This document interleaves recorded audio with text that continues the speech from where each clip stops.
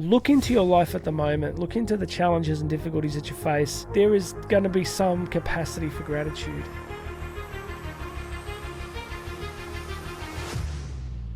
Well, hey there, my friend. Jonathan Doyle with you. Welcome to the Daily Message. Please make sure you have subscribed. There will be a subscribe button here somewhere, and all the links, everything you need to know about me is under here in the description. Yesterday, I talked about the accident that I had last week. 12 broken ribs. If you see me pausing in this video, if you see me taking deep breaths, it's because I got 12 broken ribs here, 6 on the front, 6 on the back. I got a shattered collarbone and a shattered shoulder and a whole bunch of metal plates stuck in here. Literally 7 days ago today. It's the 1 week anniversary, and if you follow me on Instagram at Doyle Speaks, you can see some of those adventures. You can see me up the mountain this morning, and I'm going to talk about that in a couple of days' episodes. But listen, yesterday I spoke about finding empowering meanings in the difficult circumstances we face. Today I want to talk a little bit about gratitude. Gratitude is the thing that has launched 1,000 Instagram accounts, and it appears on way too many coffee mugs, right? It's one of those things that it's a platitude. Gratitude is a platitude. There you go. Gratitude is a platitude. It's one of those words that it's very fluffy. It's very sort of, we all think we should, have gratitude, and we give it a kind of vague assent of our intellect. But really, the experience of being in the hospital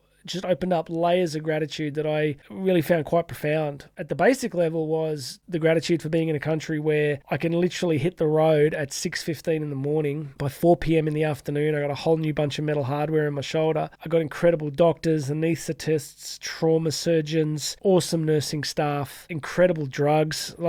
I know I don't want to be flippant about this because I know that there are many people who struggle with addiction, but, fentanyl, endone, the stuff that they've had me on the last week has just made, I can't imagine what my life would have been like if I hadn't had access to these incredible, medical breakthroughs. There was gratitude for that. There was gratitude for, the day after the surgery, you can see me on Strava. If you're on Strava, you can see me doing laps of the hospital ward. I did 12 kilometers the day after surgery, and just the ability to walk around. The literal ability to walk around the hospital was extraordinary because there were people all around me who couldn't walk at all, and some who may never walk again. And so there was that. And then there was this gratitude for just the incredible support of so many people, obviously Karen and my family, but just friends from around the world and so many people on Instagram, just sending beautiful messages. And I was really touched by it. I was like, yeah, it was beautiful that people just took a moment to pray for me or to send good wishes. I was really struck by that. So there was that level of gratitude. But the other thing I noticed was that my appreciation, my gratitude for people had a powerful effect. I noticed that particularly with the nursing staff, I think for many of them, pretty difficult job, and you're dealing with people often at the worst points of their lives. And I made a firm decision. I think in some ways I got this from my father. My father was a lot like this. I was really positive and very grateful and expressed a lot of gratitude and appreciation for the smallest things that they did. And it had this weird effect.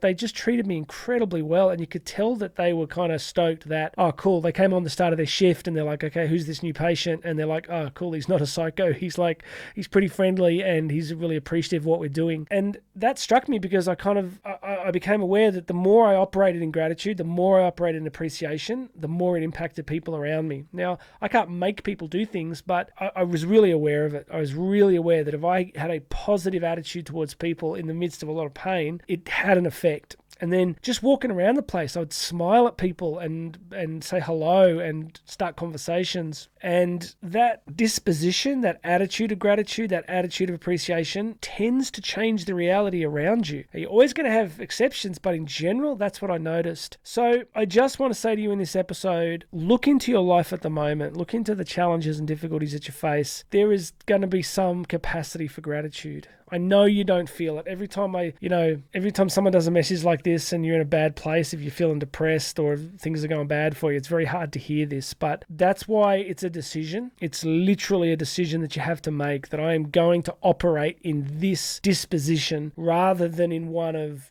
complaining or blame or anger. What else you got? Life's going to happen, right? Literally, I was riding my bike. My life was going along as normal. And then within seconds, I'm being scraped off the road. So life's going to happen.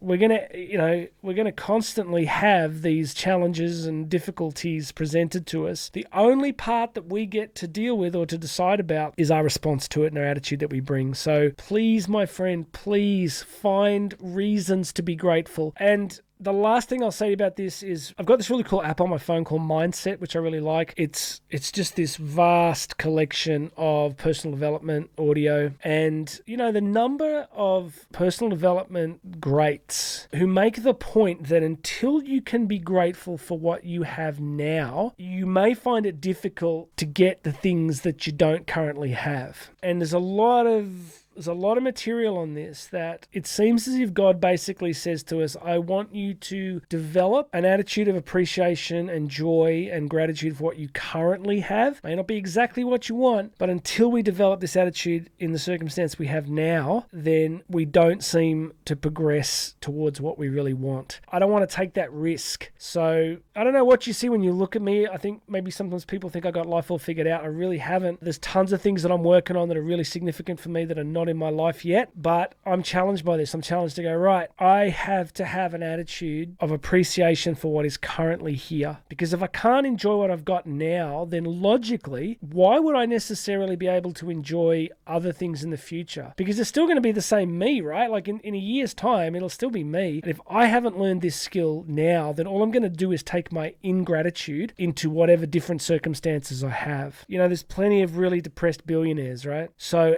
adding money to a situation, we all have this criteria, right? We think, well, if I just got this, if I just had that, if life was just like this, then everything would be okay. But we've got to be grateful now. We've got to be grateful now. And I'm really, honestly, I'm grateful for the chance to speak to you. I don't care whether one person sees this, hi mum, or whether, thousands of people see it. It's a privilege to speak to you. And it really makes no difference to me whether it's literally one person or 10,000. I've done audiences of 10,000 plus and it's a blast. But if you've ever seen me speak live, you know that I tend to bring exactly the same energy to 2 people as I do to 20,000. I love telling this story. Years ago, I got to speak in outback Queensland. I was pretty new in my career and we had this night event and the only people that came to it were 2 guys and a dog. I'm serious, they brought a dog. So I'm in this venue and there's 2 guys and a dog. But I promise you, I gave it 200% and I'm always grateful for the chance. So I got to stop because I don't want to labor the point, but find a reason to be happy today, find a reason to be grateful today, and then start to strengthen that gratitude muscle because it can change so much. All right, if you would like to book me to speak live, conferences, events, consultancy projects, there's a whole bunch of stuff that I do. It's on the website under here at jonathandoyle.co. The podcast version's under here, and you can find me on Instagram, jdoylespeaks. God bless you, my friend. My name's Jonathan Doyle. This has been the Daily Message. You and I are going to talk again tomorrow.